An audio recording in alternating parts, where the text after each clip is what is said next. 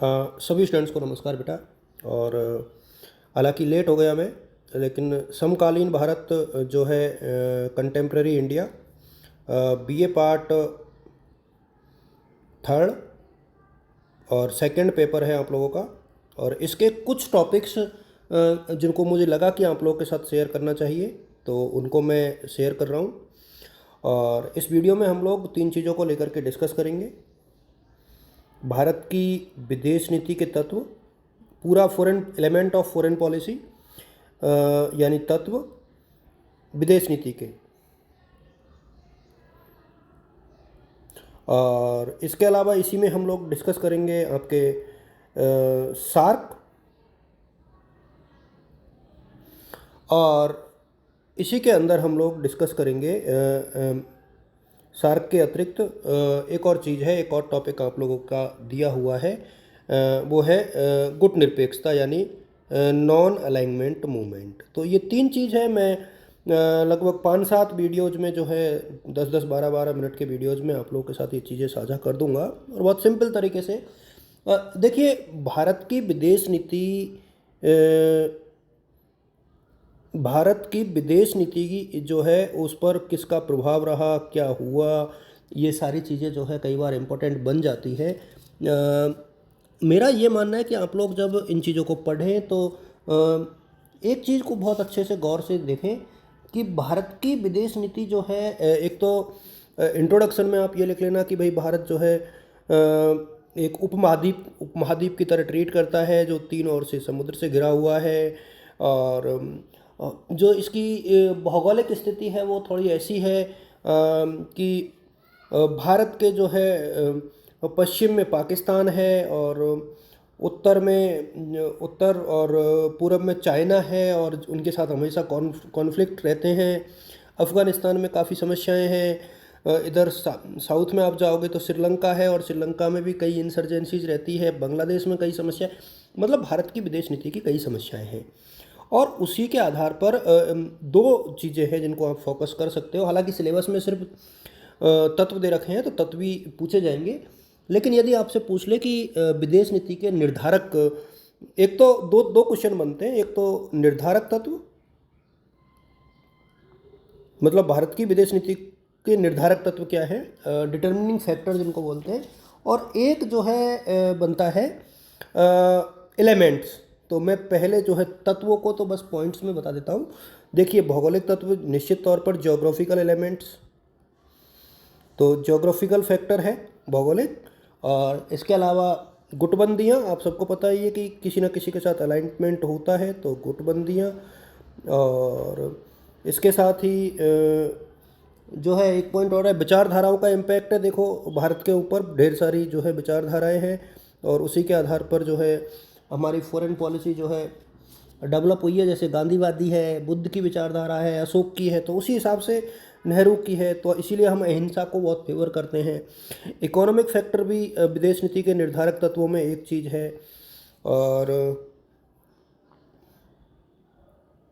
यदि आप और आगे बढ़ोगे तो धीरे धीरे आप लोग जैसे जैसे आगे बढ़ोगे, देखो मिलिट्री फैक्टर भी है, सैनिक का तत्व है। और फटाफट में सिर्फ पॉइंट्स आप लोग लिखो। फिर नेहरू का व्यक्तित्व बहुत बड़ा फैक्टर है, नेहरू का व्यक्तित्व। और हमारे खुद के राष्ट्रीय हित हैं, यदि आप 7 पॉइंट लिखोगे तो नेशनल इंटरेस्ट यानी राष्ट्र हित। और सारे ही देश इसी तरीके से अपनी पॉलिसीज़ बनाते हैं। हमारी परंपराएं जो है हमारी विदेश नीति का आधार है, हम कभी समझौता नहीं करते हैं उससे। तो परंपराएं और ऐतिहासिक आधार, और इसके अतिरिक्त जो है एक और चीज़ जो बहुत महत्वपूर्ण है वो है आंतरिक शक्तियाँ।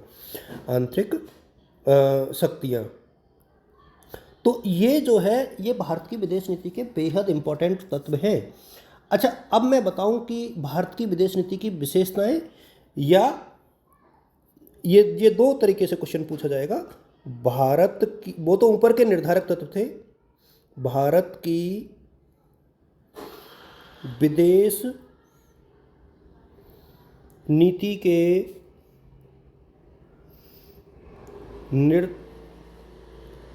मूल तत्व, एलिमेंट्स या विशेषताएं या फीचर्स या विशेषताएं।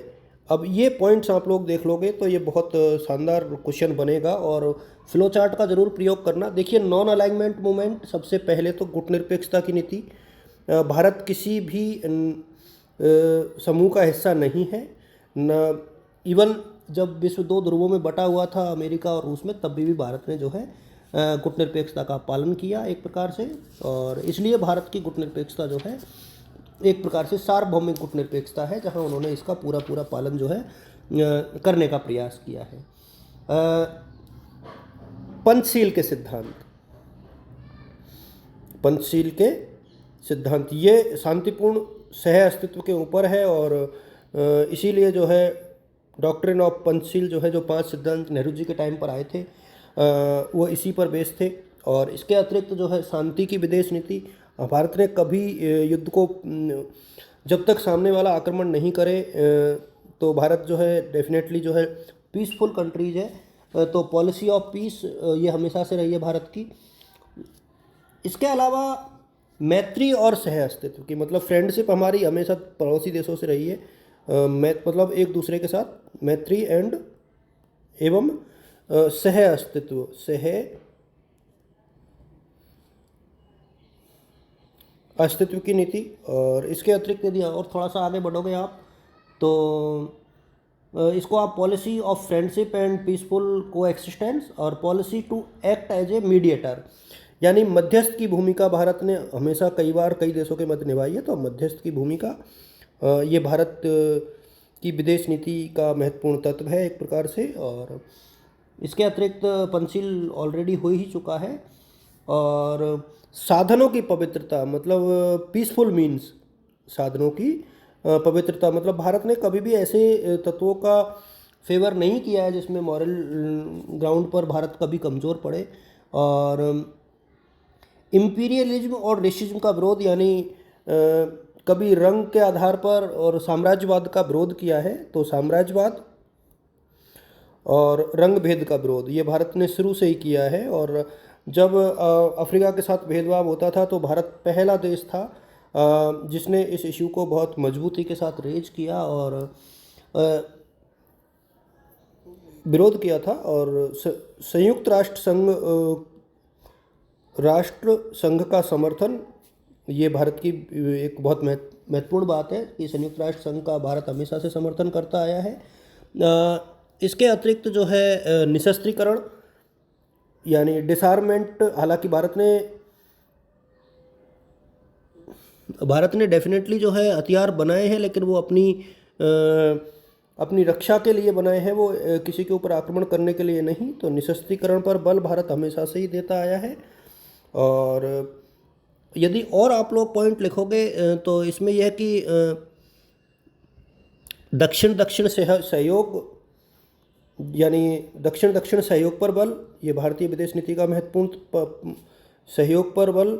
और इसके अलावा जो है भारत की एक और ख़ास बात रही है, वो है विश्व में जहाँ भी मुक्ति आंदोलन चले हैं, इंडिपेंडेंस के मुक्ति आंदोलन और स्वाधीनता आंदोलनों को समर्थन, मुक्ति आंदोलनों को समर्थन, मतलब जहाँ जहाँ भी स्वतंत्रता के आंदोलन चले हैं, भारत ने खुले दिल से उसका स्वागत किया है।